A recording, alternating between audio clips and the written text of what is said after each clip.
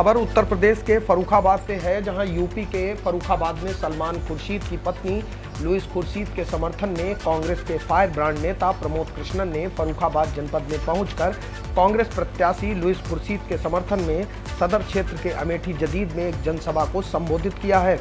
देर रात जनसभा को संबोधित करने के दौरान आचार्य प्रमोद कृष्णन ने बीजेपी को निशाने पर लेते हुए कहा कि आज चुनाव के दौरान बहुत सारे लकड़बग्घे आएंगे और खास तौर पर गुजरात से आएंगे। आजकल पागल हो गए हैं लोग, लेकिन इन लकड़बग्घा से देश को मुक्ति चाहिए। बीजेपी को हटाने के लिए केवल कांग्रेस पार्टी ही आज देश की बाकी पार्टियों के साथ खड़ी हुई है। वहीं सपा समेत अन्य पार्टियों के आगे उनके नेताओं पर सीबीआई का पैरा बैठा दिया जाता है और उनकी गर्दन और हाथ दोनों पकड़कर रोक दिए जाते हैं। फर्रुखाबाद पहुंचे कांग्रेस के फायर ब्रांड नेता आचार्य प्रमोद कृष्णन ने साफ तौर पर कहा कि 32 सालों से सूबे में उनकी सरकार नहीं है। यूपी गंगा जमुनी तहजीब का प्रदेश था, लेकिन यूपी का वर्तमान हाल जाति धर्म से जोड़कर नंगा नाच इन पार्टियों ने किया है। यूपी की दुर्दशा की बड़ी मजेदार बात है कि बीएसपी में टिकट बिटकाऊ होने की बात कई बीएसपी नेताओं ने कही और करोड़ों रुपए लेकर टिकट बेचे जाते रहे हैं। देश का मुख्यमंत्री जिस तरह की बात करता है, यह सिर्फ एक मवाली ही बात कर सकता है। यूपी का सीएम बजरंगबली तो चाहता है, लेकिन अली को नहीं चाहता। यह सीएम की भाषा शोभा नहीं देती। बीजेपी जिस तरह की सियासत कर रही है, यह हिंदू और मुसलमान के हित में नहीं है। आगे सुनिए प्रमोद कृष्णन ने अपने भाषण में किस तरह से विपक्षियों को निशाने पर लिया और उन पर जमकर निशाना साधा। Bureau report, UP TV news, Farrukhabad.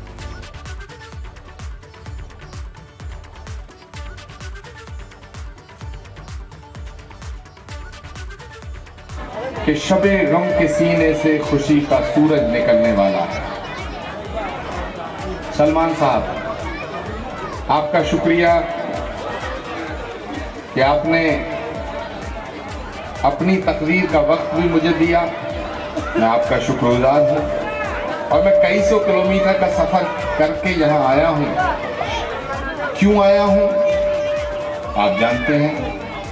आपके जोश को देख के मुझे खुशी हो रही है और मैं कहना चाहता हूँ कि शबे गम के सीने से खुशी का सूरज निकलने वाला है और फर्रुखाबाद की फजाएं बता रही हैं बड़ी जल्दी मौसम बदलने वाला है।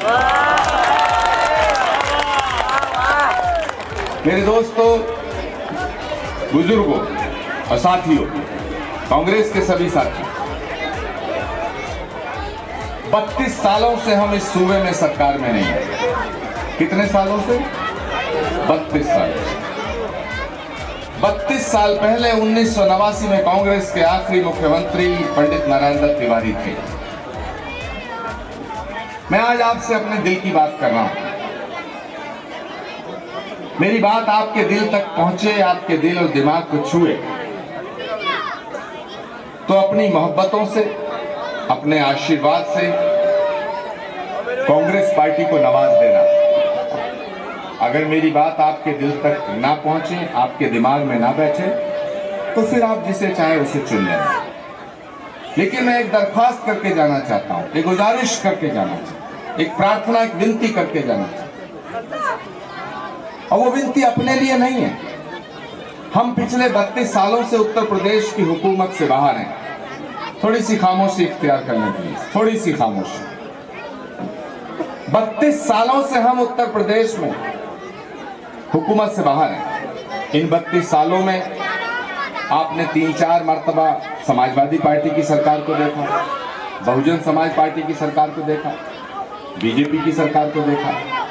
उत्तर प्रदेश की जो पहचान थी वो क्या थी? उत्तर प्रदेश गंगा जमुनी तहजीब का मरकज माना जाता था। उत्तर प्रदेश मोहब्बत का वो सूबा था जहां से नगमे गाए जाया करते थे, मोहब्बत के तराने गाए जाते थे।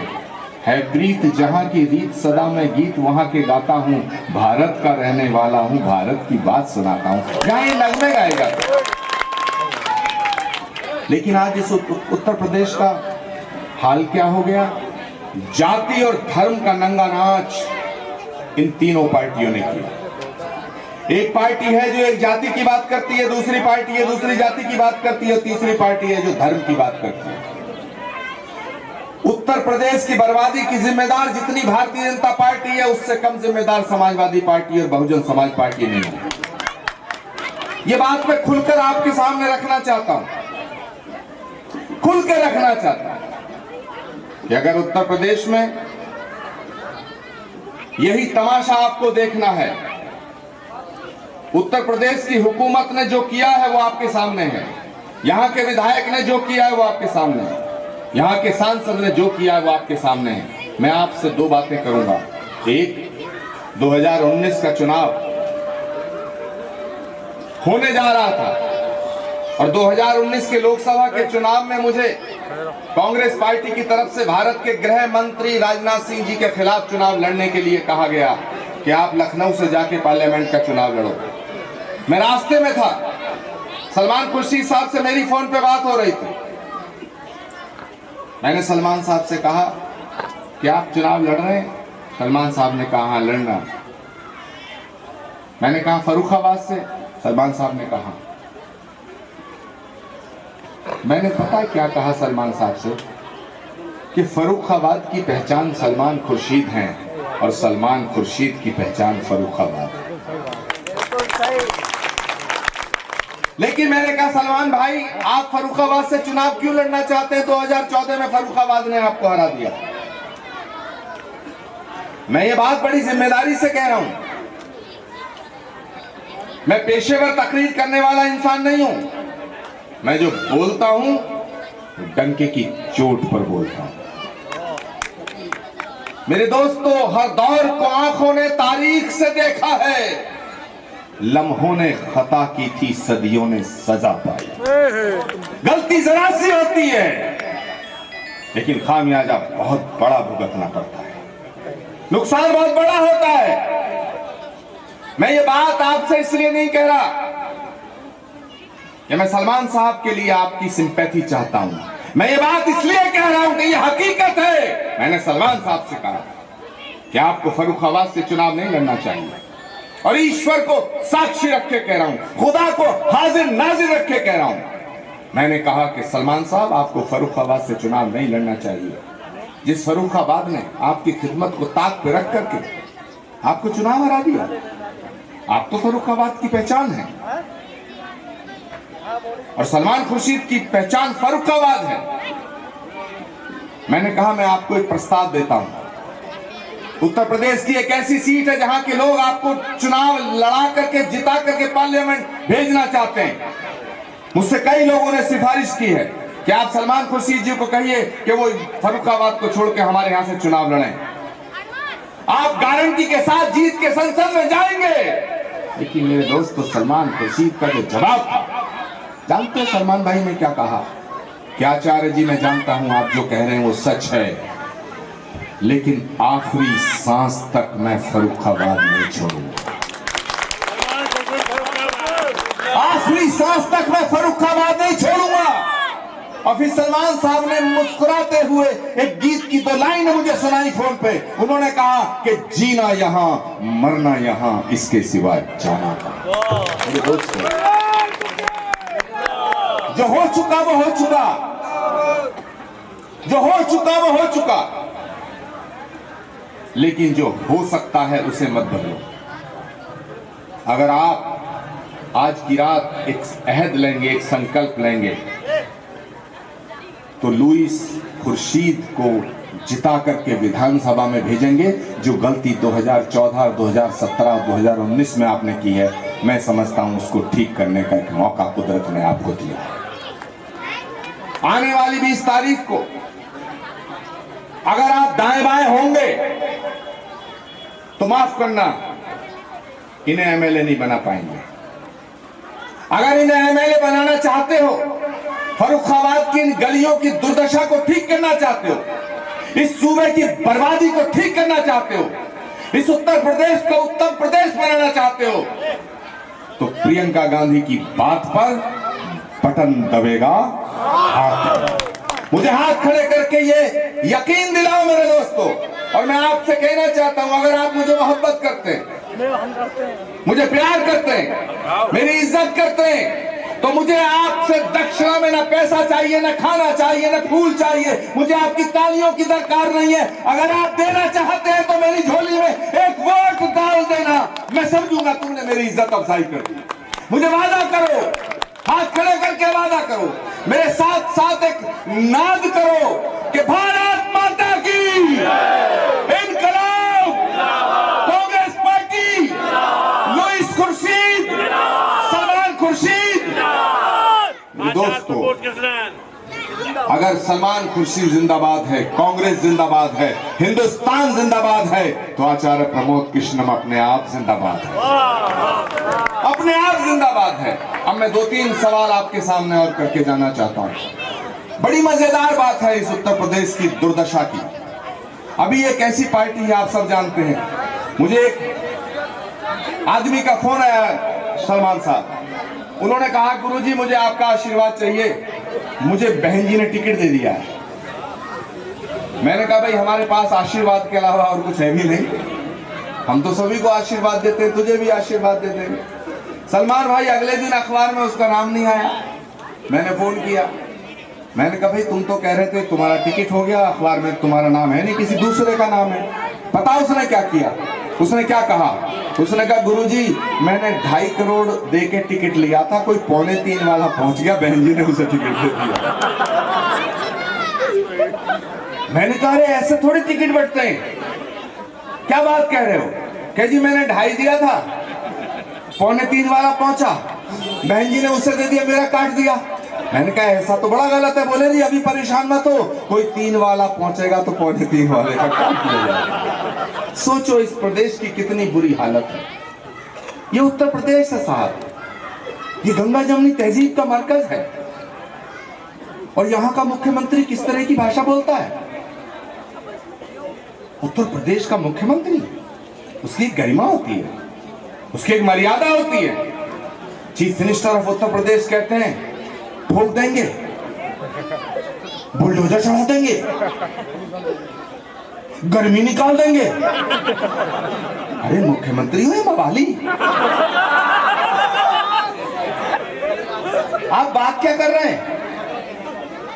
और मुख्यमंत्री कहते हैं हमें तो बजरंगबली चाहिए, अली नहीं चाहिए। अरे ये मुख्यमंत्री की भाषा है।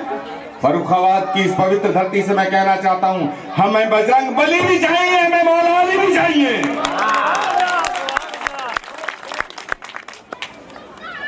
हम किसी एक जाति की बात नहीं करते, हम किसी एक मजहब की बात नहीं करते, हम बात करते हैं हिंदू भी हमारे हैं, मुसलमान भी हमारे हैं। हिंदुस्तान की मिट्टी में जिसने जन्म लिया है वो हर बच्चा भारत मां की संतान है, हमें उससे मोहब्बत करते हैं। और मैं एक बात साफ तौर से कहना चाहता हूं, भारतीय जनता पार्टी जिस तरह की सियासत कर रही है, वो सियासत ना हिंदू के हक में है ना मुसलमान के हक में है। और मैं तमाम अपने हिंदू भाइयों से भी कहना चाहता हूं कि बहुत हो चुका तालिबान, पाकिस्तान, हिंदू मुसलमान। हमें डराया जाता है अगर भारतीय जनता पार्टी की सरकार नहीं आएगी तो तालिबान आ जाएगा, पाकिस्तान आ जाएगा। हिंदू और मुसलमान इस तिरंगे का साथ जब तक देता रहेगा तो ता कयामत तक पाकिस्तान या पाकिस्तान का बाप भी हमारा पर्दा का नहीं। और तुम पाकिस्तान की बात करते हो, तुम अफगानिस्तान की बात करते हो, तालिबान की बात करते हो, हिंदू मुसलमान की बात करते हो। मैंने कहा ऐसे थोड़ी टिकट बढ़ते हैं, क्या बात कह रहे हो? कह जी मैंने 2.5 दिया था, 2.25 वाला पहुंचा, बहन जी ने उसे दे दिया, मेरा काट दिया। मैंने कहा ऐसा तो बड़ा गलत है। बोले जी अभी परेशान मत हो, कोई 3 वाला पहुंचेगा तो 2.25 वाले का काट दिया जाएगा। सोचो इस प्रदेश की कितनी बुरी हालत है। ये उत्तर प्रदेश है साहब, ये गंगा जमुनी तहजीब का मरकज है, और यहाँ का मुख्यमंत्री किस तरह की भाषा बोलता है। उत्तर प्रदेश का मुख्यमंत्री, उसकी एक गरिमा होती है, उसकी एक मर्यादा होती है। Chief minister of Uttar Pradesh कहते हैं ठोक देंगे, बुलडोजर चढ़ा देंगे, गर्मी निकाल देंगे। अरे मुख्यमंत्री हो या मवाली, आप बात क्या कर रहे हैं? और मुख्यमंत्री कहते हैं हमें तो बजरंगबली चाहिए, अली नहीं चाहिए। अरे ये मुख्यमंत्री की भाषा है। फर्रुखाबाद की इस पवित्र धरती से मैं कहना चाहता हूं, हमें बजरंगबली भी चाहिए, हमें मौला अली भी चाहिए।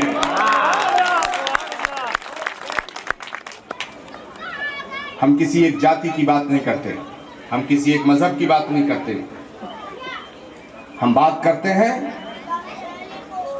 हिंदू भी हमारे हैं, मुसलमान भी हमारे हैं। हिंदुस्तान की मिट्टी में जिसने जन्म लिया है वो हर बच्चा भारत मां की संतान है, हमें उससे मोहब्बत करते हैं। और मैं एक बात साफ तौर से कहना चाहता हूं, भारतीय जनता पार्टी जिस तरह की सियासत कर रही है वो सियासत ना हिंदू के हक में है ना मुसलमान के हक में है। और मैं तमाम अपने हिंदू भाइयों से भी कहना चाहता हूं कि बहुत हो चुका तालिबान, पाकिस्तान, हिंदू मुसलमान। हमें डराया जाता है अगर भारतीय जनता पार्टी की सरकार नहीं आएगी तो तालिबान आ जाएगा, पाकिस्तान आ जाएगा। हिंदू और मुसलमान इस तिरंगे का साथ जब तक देता रहेगा तो ता कयामत तक पाकिस्तान या पाकिस्तान का बाप भी हमारा बारबा काम कर सकता है। और तुम पाकिस्तान की बात करते हो, तुम अफगानिस्तान की बात करते हो, तालिबान की बात करते हो, हिंदू मुसलमान की बात करते हो। मैं पूछना चाहता हूं देश के वजीर आजम से कि डॉक्टर मनमोहन सिंह 2007 से लेकर 2014 तक 10 वर्ष प्रधानमंत्री रहे, एक बार भी पाकिस्तान नहीं गए। और तुम तो बिना बुलाए चले गए, बिना बुलाए चले गए, और बिना बुलाए नहीं बिना बताए चले गए।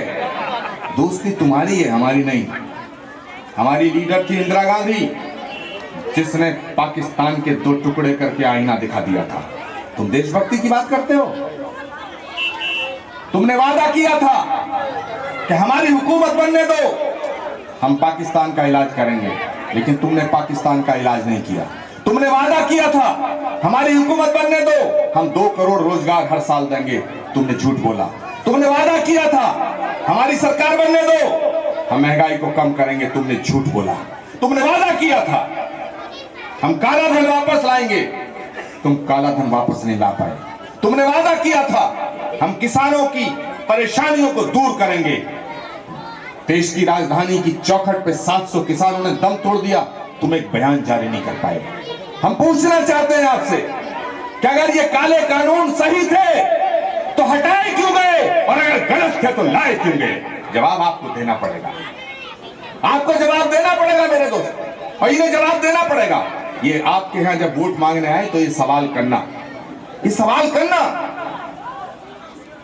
और अगर आपके सवालों का जवाब देने के बाद आप इनसे मुतमईन ना हो तो इन्हें इनका रास्ता दिखा देना और लुईस खुर्शीद को वोट देकर के इन्हें विधानसभा में पहुंचा देना। मेरे दोस्तों, इलेक्शन का दौर है, थोड़ा सा वक्त और आपके बीच में हूं। मैं फिर एक बार उसी बात को दोहराना चाहता हूं कि उत्तर प्रदेश की जो बर्बादी है, इस बर्बादी के जिम्मेदार जितनी भारतीय जनता पार्टी है उतनी ही बहुजन समाज पार्टी है। जितनी बहुजन समाज पार्टी है, जितनी भारतीय जनता पार्टी है, उतनी ही समाजवादी पार्टी है। अगर आप ये आपके बीच में आएंगे, आपको गुमराह करेंगे, आपको कहेंगे कि साहब उत्तर प्रदेश में तो आप समाजवादी पार्टी को वोट दे दो, जब दिल्ली का इलेक्शन आएगा, लोकसभा का इलेक्शन आएगा तो तुम फिर किसी को भी वोट दे देना। इस गलतफहमी को निकाल के फेंक देना, क्योंकि ये उत्तर प्रदेश के मुस्तकबिल का चुनाव नहीं है, ये हमारे देश के मुस्तकबिल का चुनाव है।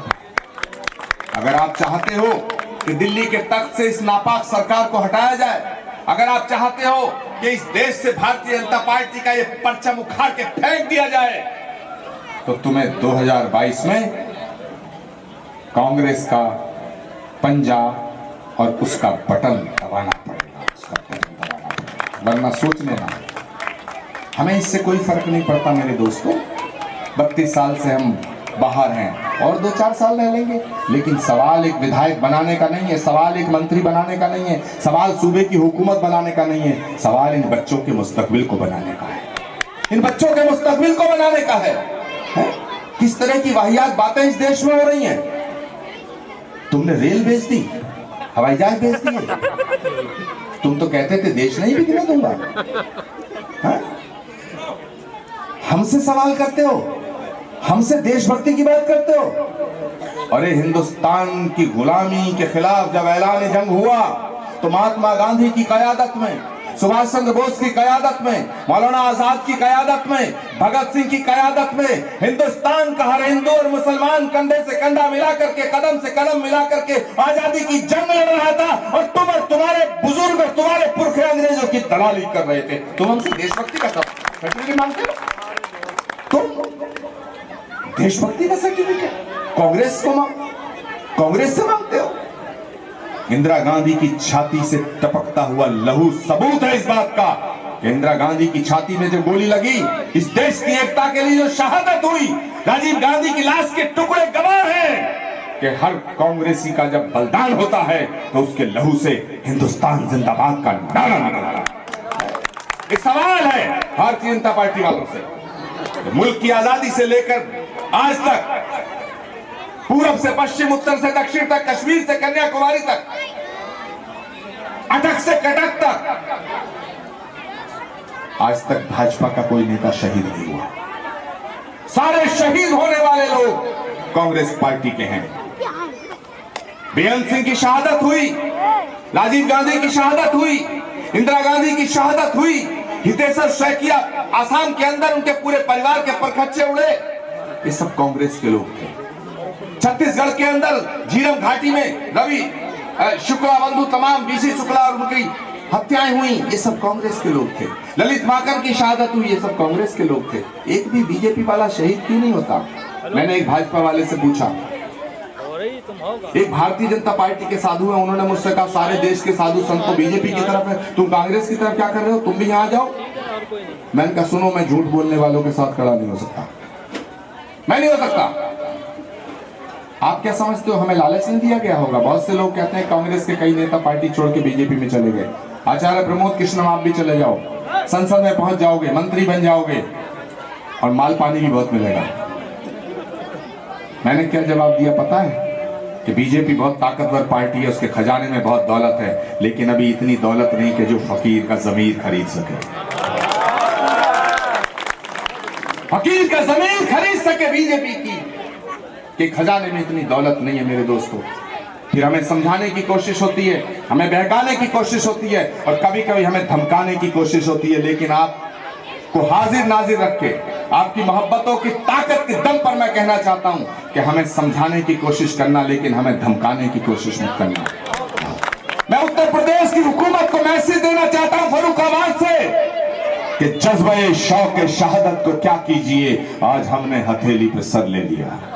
जज्बे शौक शहादत को क्या कीजिए, आज हमने हथेली पे सर ले लिया और कत्ल होने से अब हम डरे किस लिए, कातिलों के मोहल्ले में घर ले लिया। हमें डराएंगे, हमें डराया नहीं जा सकता। लेकिन मेरे दोस्तों, हमारी ताकत क्या है? हमारी ताकत है आप। हमारी हिम्मत क्या है? हमारी हिम्मत है आप।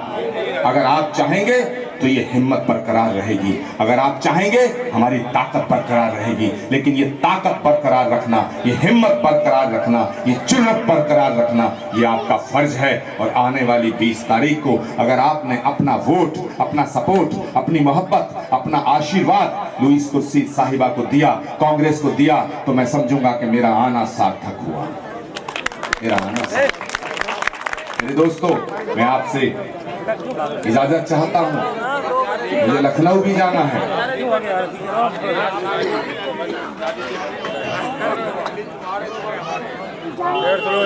पीछे से कह रहे हैं कोई नज्म सुना दीजिए। पहले एक बात बताओ, जो मैंने कहा वो आपकी समझ में आया? हाथ खड़े करके जवाब।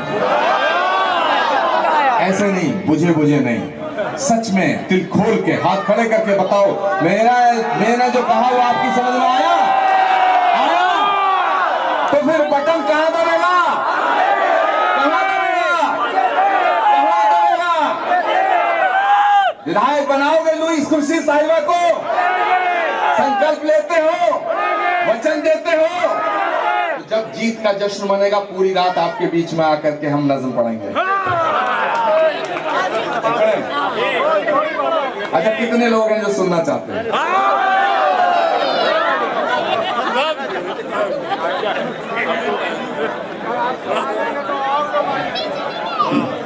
मैं पढ़ रहा हूं। मैं अक्सर कहा करता हूं, मैं जो लोग जातियों के नाम पे इंसानों को बांटना चाहते हैं, एक बड़ी मजेदार बात है। एक पत्रकार ने मुझे फोन करके कहा, आचार्य प्रमोद कृष्णन जी, आप मुसलमानों के प्रोग्राम में रह जाते हो? तो मैंने कहा, नहीं, तुम बेवकूफ हो, मैं इंसानों के प्रोग्राम में जाता हूं। मेरे दोस्त, एक बात बताओ, जो लोग ये धर्म और जाति के नाम पे इंसानों को अलग करना चाहते हैं, इनसे सवाल करना कि अगर भगवान सिर्फ हिंदुओं का है तो मुसलमान कैसे जिंदा है? और अल्लाह तबारक ताला अगर मुसलमानों का है तो हम कैसे जिंदा है? सवाल करना। दूसरा, हमारा धर्म कहता है, हमारा शास्त्र कहता है, हमारी किताब कहती है, और मैं ये बात छुप के नहीं कह रहा, मैं कैमरों के सामने कह रहा हूं, और मैं तमाम उन साधुओं को कहना चाहता हूं जो बात पे हिंदू धर्म को बदनाम करने के लिए तरह तरह की परिभाषाएं देते हैं। मैं कहना चाहता हूं कि मर्यादा पुरुषोत्तम राम अगर सिर्फ हिंदुओं के होते तो उन्हें मर्यादा हिंदू कहा जाता, मर्यादा पुरुषोत्तम नहीं कहा गया। उन्हें मर्यादा हिंदू नहीं कहा गया, मर्यादा पुरुषोत्तम कहा गया। और पैगंबर इस्लाम सिर्फ मुसलमानों के होते तो उन्हें रहमतुल मुसलमीन कहा जाता, रहमतुल आलमीन न कहा जाता। मैं साफ कह रहा हूं, अगर कोई हिंदू धर्म का ठेकेदार कहे कि ये देश सिर्फ हिंदुओं का, मैं उसके खिलाफ हूं। अगर कोई मुस्लिम फैनेटिक मौलाना कहते हैं कि मैं ये देश सिर्फ मुसलमानों का, मैं उनके भी खिलाफ हूं। ये देश न सिर्फ हिंदुओं का है, न मुसलमानों का है, 135 करोड़ हिंदुस्तानी का देश, 135 करोड़ का देश है ये। और इस देश को सलाम। और इस देश में पैदा होने वाला हिंदू हो या मुसलमान, सिख हो या ईसाई, अगड़ा हो या पिछड़ा, ऊंचा हो या नीचा, काला हो या गोरा, अमीर हो या गरीब, जो इस देश में पैदा हुआ है उस देश की मिट्टी में मिलेगा। और जो इस देश की मिट्टी में मिलेगा उसके लहू से, उसकी बदन की खुशबू से इनकलाब जिंदाबाद, हिंदुस्तान जिंदाबाद का नारा बुलंद होगा, तब हिंदुस्तान बनता है, तब बनता है। मेरे दोस्तों, मैं आपसे गुजारिश करके जाना चाहता हूं, ये जो धर्म के और जातियों के ठेकेदार हैं, ये ना हिंदू के हैं, ना मुसलमान के हैं, ना ये हिंदू के हैं, ना ये मुसलमान के हैं, ये दुकानदार हैं, अपनी दुकान के हैं। और इलेक्शन में बहुत से लकड़बग्गे आएंगे आपके बीच में, बहुत से लकड़बग्गे आएंगे, और खासतौर से गुजरात की तरफ से बड़े लकड़बग्गे आएंगे। वो पागल हो नहीं, आप उन्हें लग रहा है कुछ गड़बड़ है, तो गड़बड़ में कुछ और गड़बड़ करो, हड़बड़ में गड़बड़, गड़बड़ में हड़बड़। लेकिन इन लकड़बग्घों से इस देश को मुक्ति चाहिए। अगर आप मेरी बात को समझ रहे हैं तो मैं आपसे एक और जिम्मेदारी से बात कह के जा रहा हूं कि अगर आप चाहते हो कि देश से बीजेपी हटे, तो उसका एकमात्र रास्ता है, वाहिद एक रास्ता है, वो रास्ता तिरंगे का रास्ता है। इनके बस की किसी के बीजेपी हटानी नहीं है।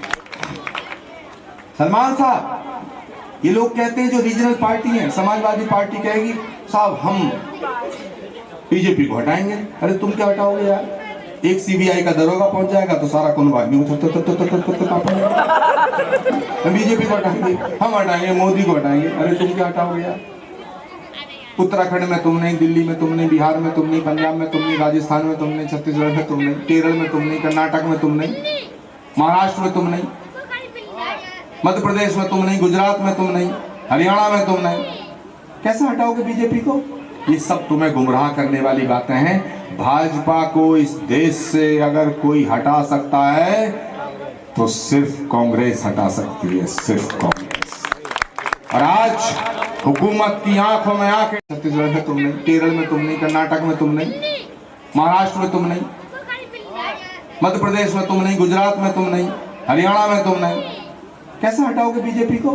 ये सब तुम्हें गुमराह करने वाली बातें हैं। भाजपा को इस देश से अगर कोई हटा सकता है तो सिर्फ कांग्रेस हटा सकती है, सिर्फ कांग्रेस।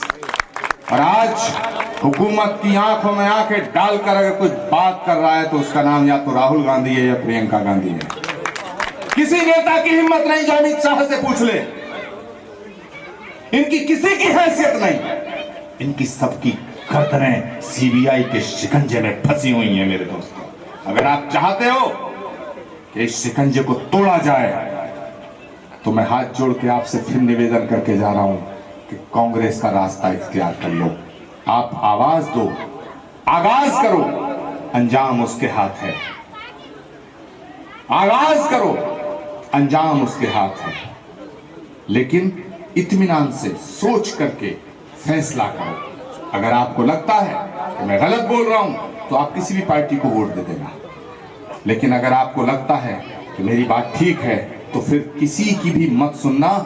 20 तारीख को डंके की चोट पे दबादब टनाटन टनाटन टनाटन टनाटन पंजे का बटन दबा देना। इतनी जोर से टी टी करना कि इनकी ई निकल जाए,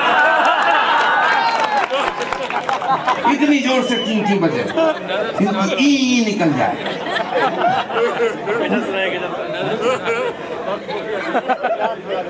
सलमान साहब कह रहे वक्त हो गया। अरे साहब, वक्त अब इनके जाने का हो गया। मेरे दोस्तों, आपने मुझे बहुत वक्त दिया, मुझे बड़े प्यार से सुना, बड़े खुलूस के साथ सुना। मैं आपका मशकूर और ममनून रहूंगा। आपसे इजाजत लेने से पहले मैं वो आपके सामने पेश कर रहा हूं जो मैंने रसूल पाक की शान में लिखा। हाथ खड़े करके मुझे इजाजत दो।